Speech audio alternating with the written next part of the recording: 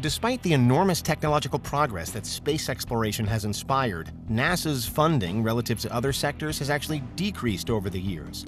And in 2021, it received only 0.5% of the federal budget. But now, and perhaps as a result of that, the landscape is changing. Private companies are piling their money into space flight instead, and they're not only building rockets. This is Unveiled, and today we're exploring 4 things we'd like to see when private space stations launch.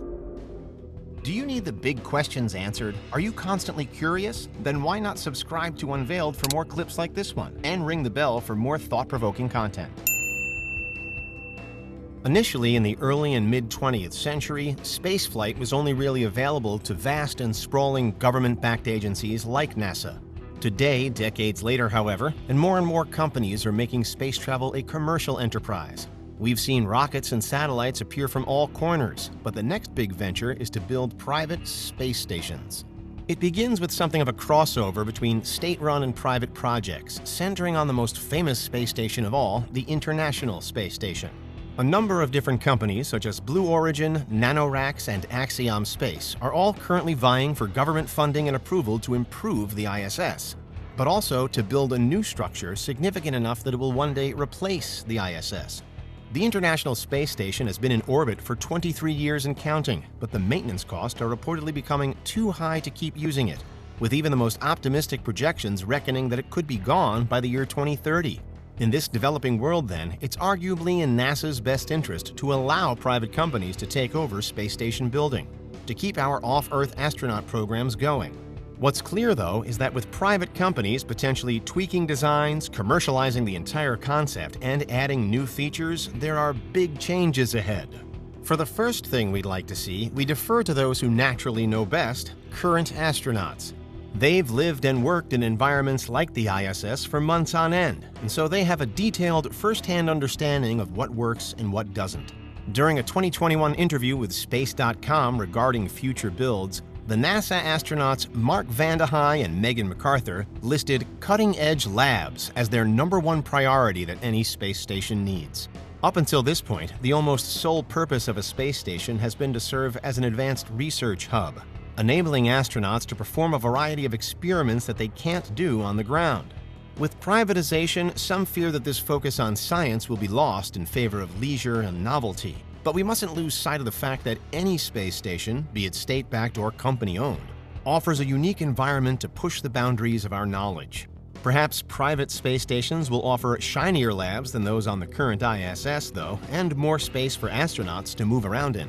The second thing we'd like to see is windows and whole observation decks. The cupola is arguably the most famous part of the current ISS, and it's from here, in this 7-window dome, that astronauts are able to gaze out into space and down at Earth. But other than inside the cupola, the ISS is kind of dark and enclosed.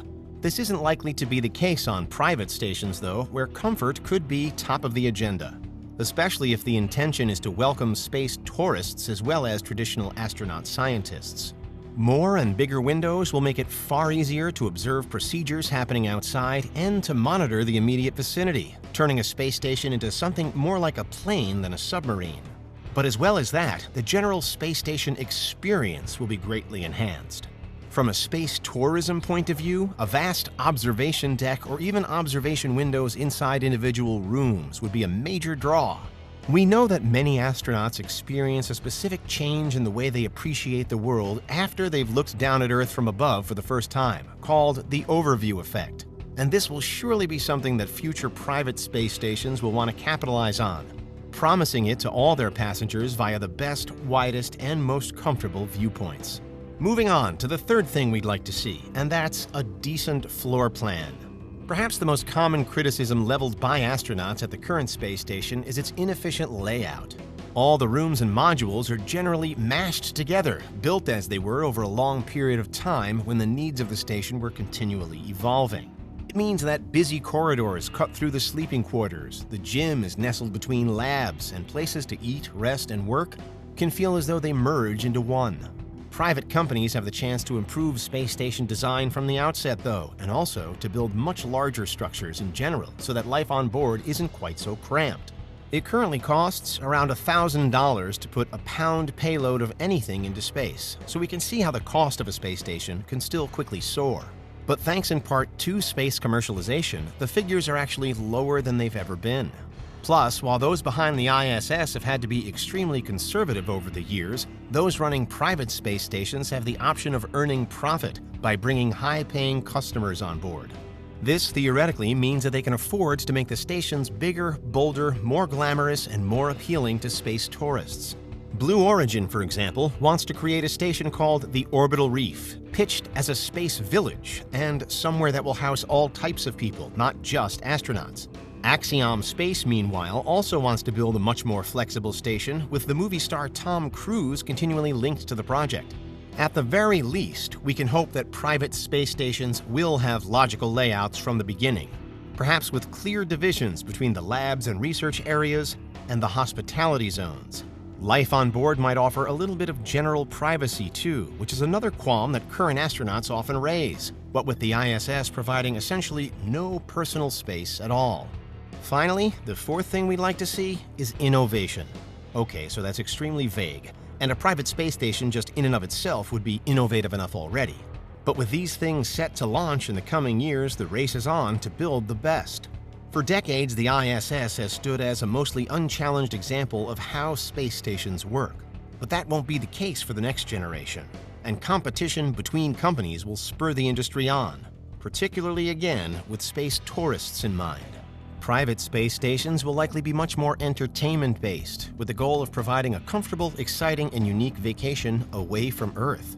Each station will therefore need to look good for casual users, offering various levels of home comfort, such as Earth-like beds, communication links to the ground, pleasant non-clinical decor, and customer service staff. Whereas one company could become known for its world-class observation deck, another is famed for providing the best menu in low Earth orbit, while another promises microgravity like you've never felt it before. Before long, we could be talking onboard swimming pools, zero-G game rooms, and tourist EVAs, with nothing to hold them back other than their own wealth.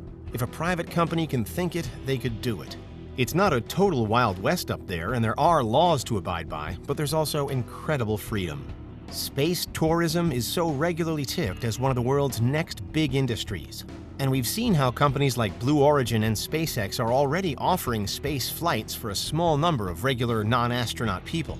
At the moment, the cost to get on one of those flights is beyond the means of many, but predictions are that the prices will come down. In fact, it's thought they'll have to come down as competition increases. And when that happens, the private space station game could well be in full swing. If you were taking a trip on one of these futuristic destinations, what would you expect? Is there anything from the surface of Earth that you simply couldn't be without? Although the ISS unfortunately looks set to be retired in the coming years, there are still exciting times ahead. And those are 4 things that we want to see when private space stations launch.